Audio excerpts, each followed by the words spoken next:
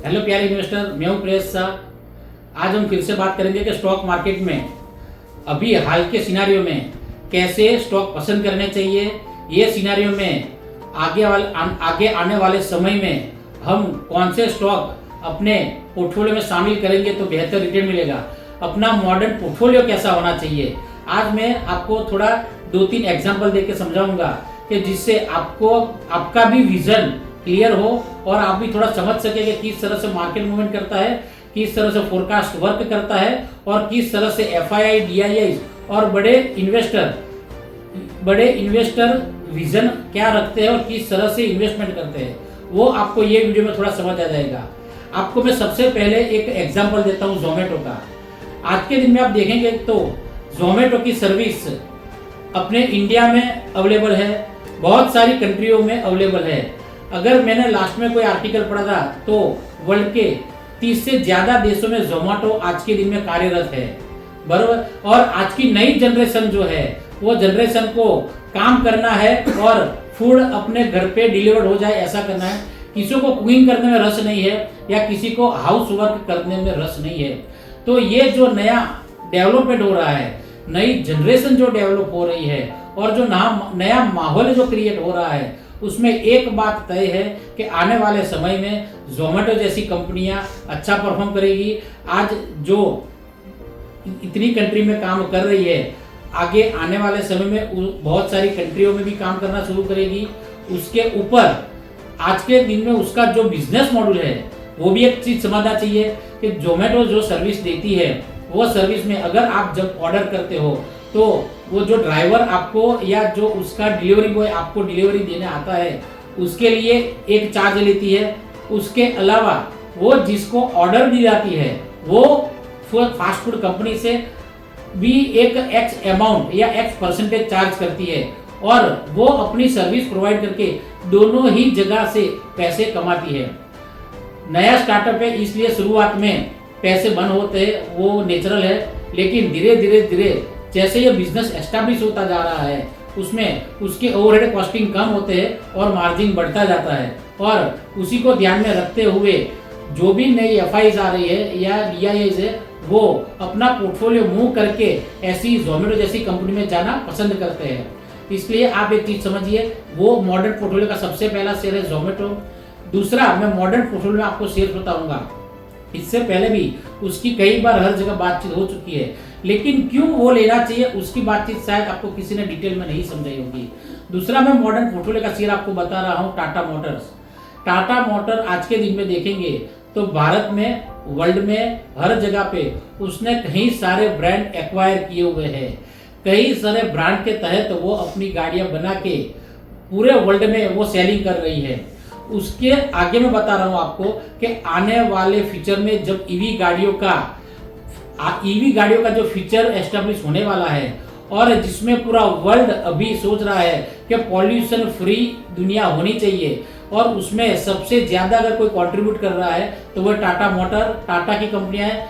तो टाटा मोटर ने ईवी गाड़ी बनाना कब से शुरू कर दिया है, उसकी सारी गाड़ियां सक्सेसफुल है और आज के दिन में धीरे धीरे उसके प्राइस भी पेट्रोल कार और सीएनजी कार्स की कंपेयर में आने लगे हैं।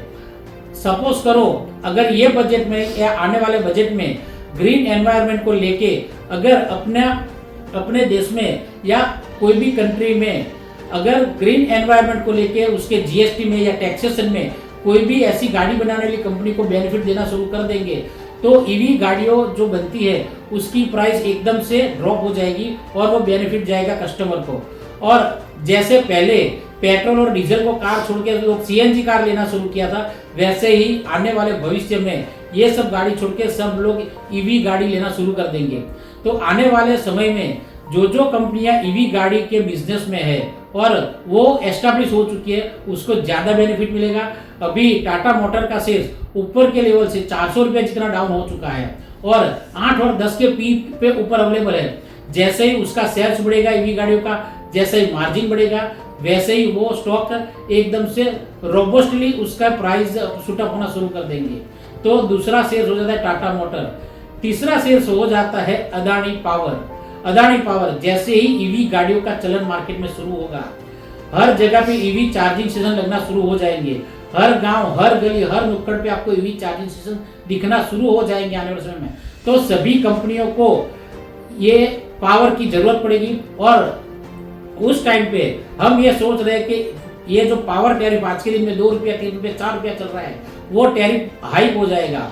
और जैसे ही वो टैरिफ छूटअप होगा तो जिन लोगों ने सबसे बड़े बड़े प्लांट लगा के रखे हैं पावर जनरेशन के, वो सभी पावर जनरेशन के प्लांट लगाने वाले को बेनिफिट होगा। आज आप देखते होंगे कि कहीं पावर कंपनियां 30-40 के पीयू पर अवेलेबल है, तो अदानी पावर शायद एशिया का सबसे largest solar power producer company है और आज के दिन में उसका ईपीएस भी 40 रुपया दिख रहा है, बराबर। तो उसके 40 रुपये का ईपीएस है, एशिया का सबसे largest solar power produce company है।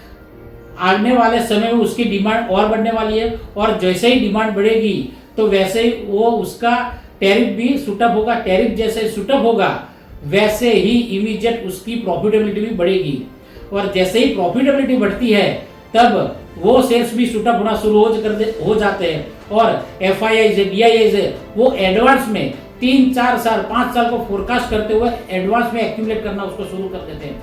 आपने देखा होगा लास्ट 5 साल में अदानी पावर का शेयर शायद 30-40 रुपये से आज भी 500-600 रुपया ट्रेड कर रहा है, लेकिन जब कोई भी नया डेवलपमेंट बड़ा आता है तो वो शेयर्स कितना बढ़ेगा वो डिसाइड नहीं होता है। जब तक वो एक लेवल पे जाके एक लेवल अचीव नहीं करता है तब तक वो बढ़ता जाता है। आपने अदानी की कई कंपनियां देखी होगी जिसका सिर्फ 2000, 3000, 4000 हो गए।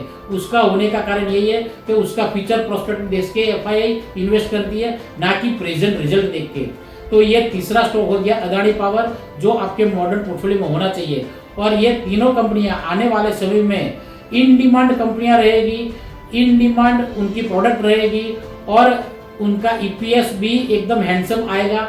और ये सोच के अगर कोई भी नेगेटिविटी या गवर्नमेंट या वर्ल्ड वॉर या कोई ऐसी कोई भी सिचुएशन क्रिएट नहीं होती है तो ये तीन कंपनियां आपको अच्छे से अच्छे रिटर्न इन फ्यूचर दे पाएगी। मैं ये कंपनी सिर्फ आपको एडवाइस कर रहा हूँ, 100% लेनी चाहिए, मैं कोई गारंटी नहीं दे रहा हूँ। मैं आपको एक डिस्क्लेमर देना चाहूँगा कि मैं कोई सेबी रजिस्टर्ड एडवाइजर नहीं हूँ। ये मेरे एक्सपीरियंस से किस तरह से इन्वेस्टर को इन्वेस्ट करना चाहिए उसका ब्रॉडली आइडिया दे रहा हूँ। थैंक यू मेरे इन्वेस्टर्स। अगर आपको मेरे वीडियो अच्छे लगते हो तो आप उसको शेयर कीजिए और सब्सक्राइब कीजिए। Thank you.